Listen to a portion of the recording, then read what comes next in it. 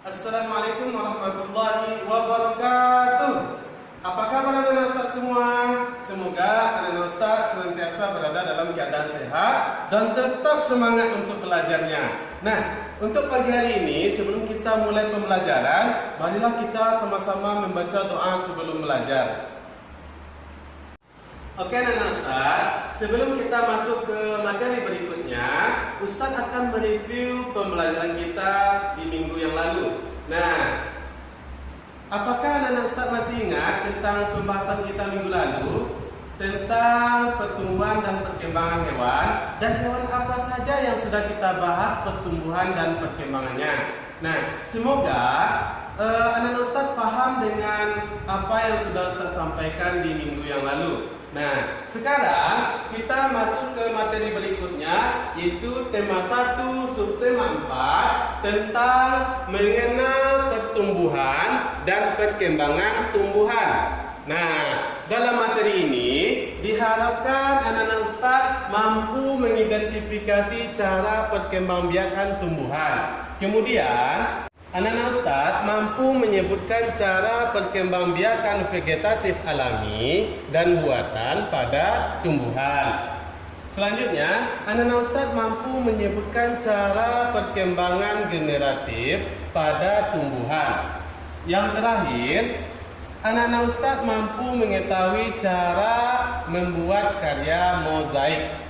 Oke anak-anak Ustaz, sekarang Ustaz akan menjelaskan tentang perkembangbiakan vegetatif. Perkembangbiakan vegetatif terbagi menjadi dua. Satu, perkembangbiakan vegetatif alami. Dua, perkembangbiakan vegetatif buatan. Nah, sekarang kita akan membahas yang pertama, perkembangbiakan vegetatif alami. Contohnya adalah spora. Tahukah anak Ustaz apa itu spora?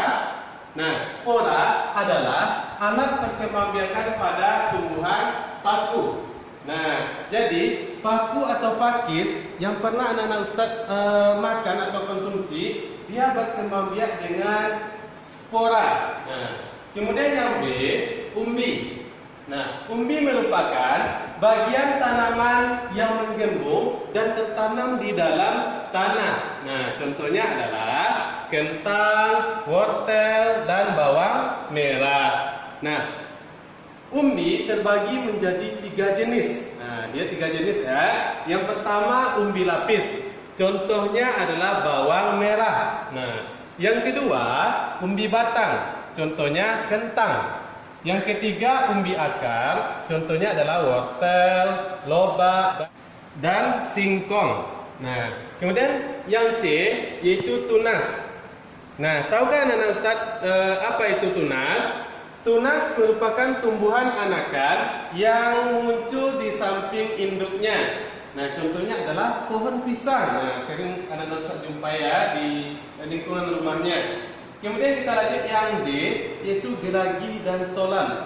Pernahkah anak-anak Ustaz mendengar kata geragi atau stolon? Nah, stolon adalah batang yang menjalar di permukaan tanah. Nah, contohnya adalah rumput teki, rumput gajah, stroberi, dan arbe. Nah, kemudian yang E yaitu rizoma. Pernahkah anak-anak Ustaz mendengarkan kata rizoma? Nah, rizoma ini sangat banyak sekali dijumpai di rumah Ananda. Nah, rizoma adalah akar tunggal atau akar tongkat atau batang yang menjalar di bawah tanah. Nah, contohnya adalah yaitu kunyit, lengkuas, dan jahe. Nah, ini sangat banyak sekali digunakan untuk bumbu masak sama bunda anak-anak Ustaz di rumahnya.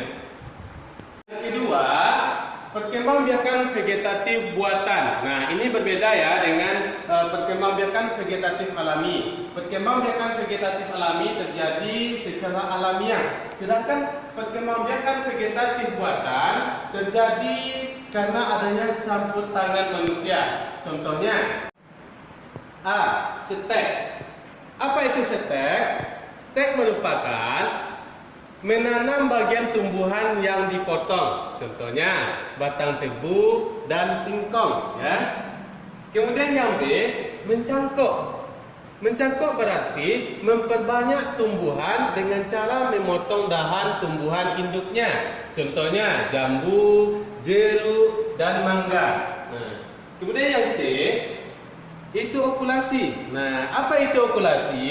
Okulasi merupakan menggabungkan mata tunas suatu tumbuhan pada batang tumbuhan lain. Contohnya pohon mangga yang buahnya asam diokulasikan dengan pohon mangga yang buahnya rasanya manis.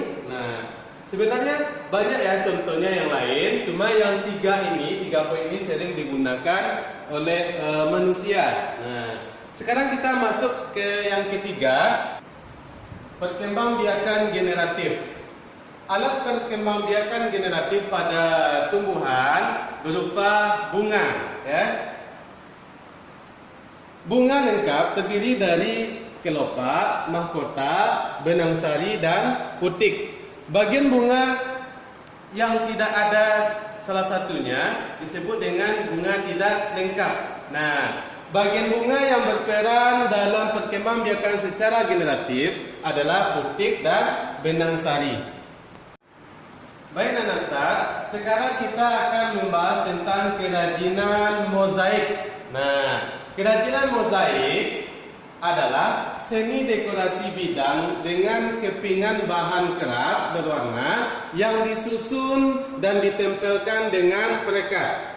Nah, mozaik juga dapat didefinisikan sebagai pembuatan karya seni rupa 2 atau 3 dimensi dengan menggunakan material yang dipotong-potong atau sudah berbentuk potongan dan disusun dengan ditempelkan pada bidang datar dengan cara dilem.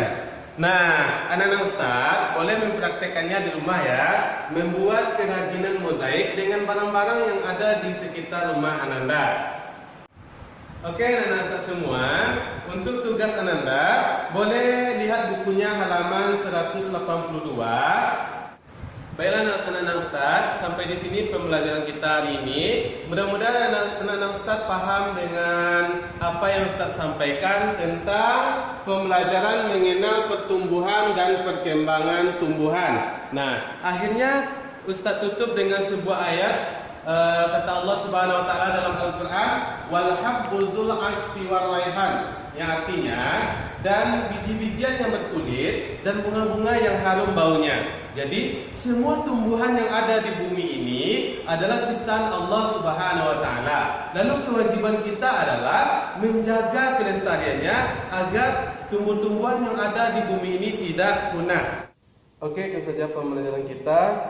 Terlebih dan terkurang Ustaz mohon maaf. Mari kita tutup dengan doa kafaratul majlis. Subhanakallahumma wa bihamdika asyhadu an la ilaha illa anta astaghfiruka wa atubu ilaik. Akhirul kalam, wassalamualaikum warahmatullahi wabarakatuh.